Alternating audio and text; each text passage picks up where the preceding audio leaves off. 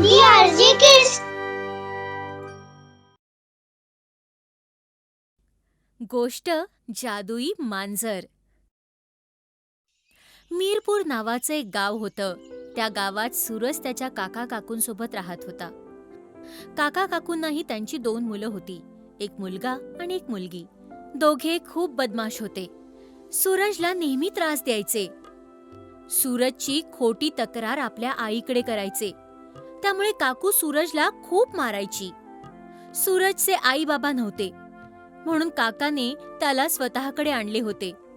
पण काकूला त्याचं येणं आवडलं नव्हतं.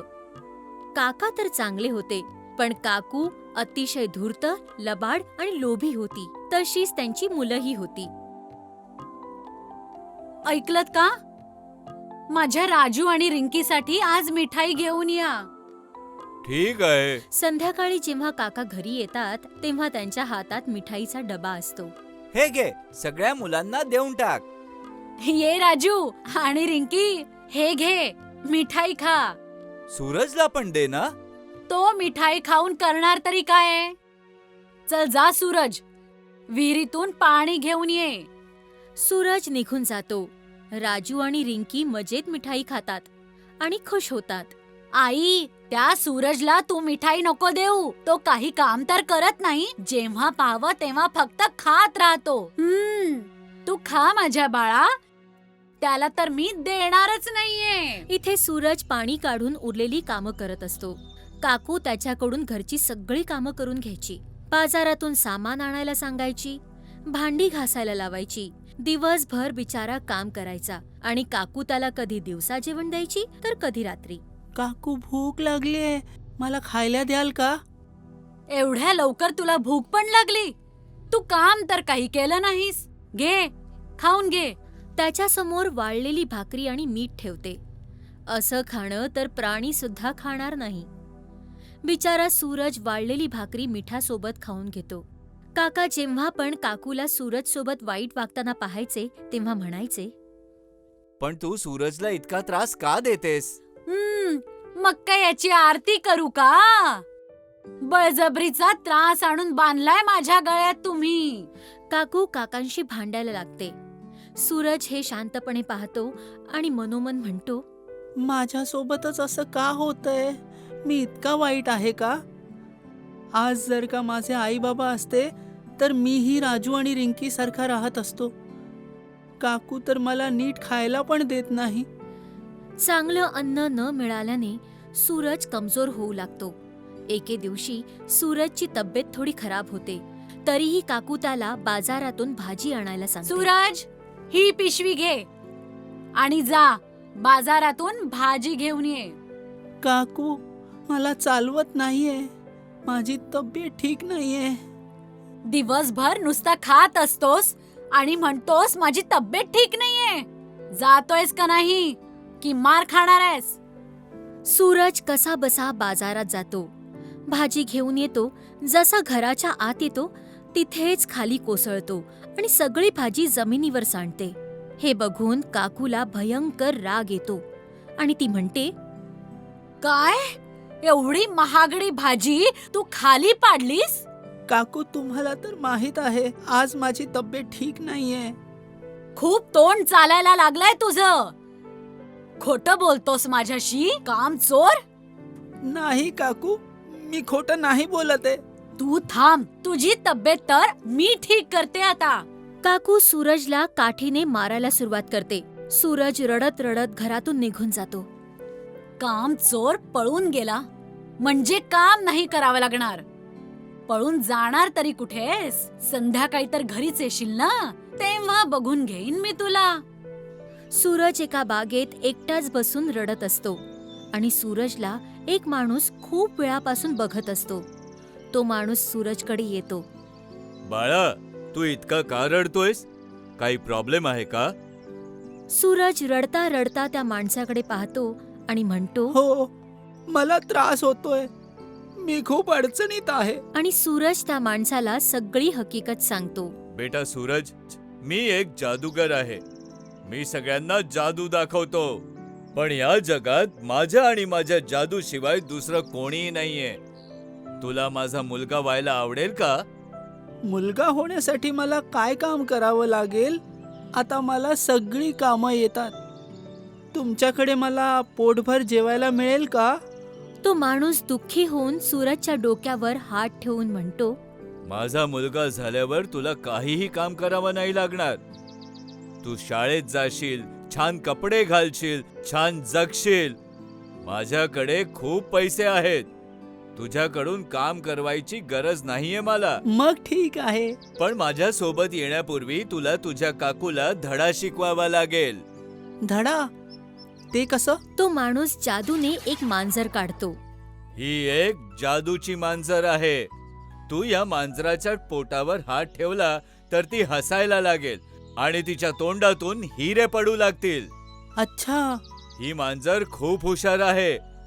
जी लोक खरी असतात त्यांची ही मांजर मदत करते, पण जी चुकीची आणि फसवी असतात त्यांनाही चांगलाच धडा शिकवते. आणि मग? तुझी काकू हिला बघून खुश होऊन जाईल. तू 1 महिना तिच्या सोबत राहा आणि त्यानंतर माझ्याकडे येऊन जा. आणि जेव्हा यायला लागशील तेव्हा ते सगळे हिरे तुझ्याकडे आपोआप येऊन जातील. सूरज हसतो आणि मांजरीला स्वतः सोबत घेऊन जातो. काकू त्याला बघून खूप रागावते. आलास का? सगळं काम काय तुझी आई करणार आहे का? आणि तुझ्या बरोबर ही मांजर का आणलीयस? तुला माहित आहे ना, प्राणी मला अजिबात आवडत नाहीत. काकी, ही काही सामान्य मांजर नाहीये. तर मग काय झालं? कुणी VIP मांजर आहे का? प्राणी तर प्राणीच असतात. स्वतःची खायची तर सोय नाहीये आणि मांजर पाळायला निघाला. काकू, तुम्हाला माहितीये ही मांजर हिरे देते. आता सांग, हिला जाऊ दे का? हिरे देते म्हणजे? चल दाखव, कुठे हिरे देते ती? जर का हिरे निघाले तर ठीक आहे, नाही तर तू खूप मार खाशील. लक्षात ठेव. सूरज मांजरीच्या पोटावरून हात फिरवतो आणि मांजर हसायला लागते. हसताच मांजरीच्या तोंडातून हिरे बाहेर पडतात आणि काकूचे डोळे आश्चर्याने विस्फारतात. बघितलं काकू, मी खोटं बोलत नव्हतो. हो माझ्या बाळा, तू सकाळपासून काहीच खाल्लं नाहीये. तुला खूप भूक लागली असेल ना? आज मी माझ्या मुलाला माझ्या हाताने खाऊ घालेन. काकू सूरजला स्वतःच्या हातांनी भरवत असते.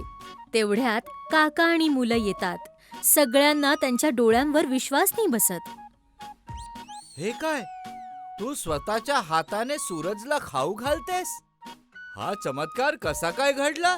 तुम्ही काहीही बोलत जाऊ नका. शेवटी हा पण तर माझाच मुलगा आहे. काकू काकांना सगळा प्रकार सांगते. तेव्हा काका हसत म्हणतात, म्हणूनच सूरजवर इतकं प्रेम ओतू जातंय तुझं. दुसऱ्या दिवशी सूरजने सगळ्यांसमोर मांजरीच्या तोंडातून हिरे काढले. असे करत सूरज रोजच मांजरीच्या तोंडातून हिरे काढू लागला आणि काकूला द्यायला लागला. असे करता करता 1 महिना पूर्ण झाला. एके दिवशी काकूने विचार केला, आज जर मी या मांजरीतून सगळे हिरे काढले ती तर. मांजरीकडे जाऊन तिच्या पोटावरून हात फिरवू लागली. तिला हसवू लागली. मांजरीने आधी काही हिरे दिले, मग हिरे देणं बंद केलं. काकूला राग आला. तिने त्या मांजराला मारायला सुरुवात केली. ए मांजर, हिरा दे मला. लोभी बाई, तुला तर मी एक पण हिरा नाही देणार. बोलणारी मांजर. मी कोणी सामान्य मांजर नाहीये. मी जादुई मांजर आहे. आता बघ, मी तर चालले इथून आणि आतापर्यंत तुला मिळालेले सगळे हिरे पण घेऊन जातीये. बघितलं काकू, लोभ केला आणि तुझ्या हातातून सगळे हिरे निघून गेले. घे, आता मी पण जातो. जितके दिवस तुझ्या घरात होतो तू खूप त्रास दिलास मला. आता अख्खं जीवन तू त्या हिऱ्यांसाठी रडशील, पण ते हिरे तुला कधीच मिळणार नाही. सूरज जायला लागतो तर काका त्याला थांबवतात. बेटा सूरज, जाऊ नकोस. हे तुझंच घर आहे. काका, जर का तुम्ही काकूला आधीच समजवलं असतं तर आज मी थांबलो असतो आणि तिला हिरेही दिले असते, पण आता मी थांबणार नाही. सूरज काकूकडे जातो आणि तिला म्हणतो, हे बघ काकू, ते सगळे हिरे माझ्याकडेच आहेत, पण ते मी तुला कधीच देणार नाही. सूरज, सूरज, ते हिरे मला दे बरं. सूरज मांजर घेऊन जादूगाराकडे जातो. काकू हिरे हिरे करत राहते. आता सूरज त्या जादूगाराकडे त्याचा मुलगा बनून राहू लागतो. अशा प्रकारे सूरजचं आयुष्य सुधारतं.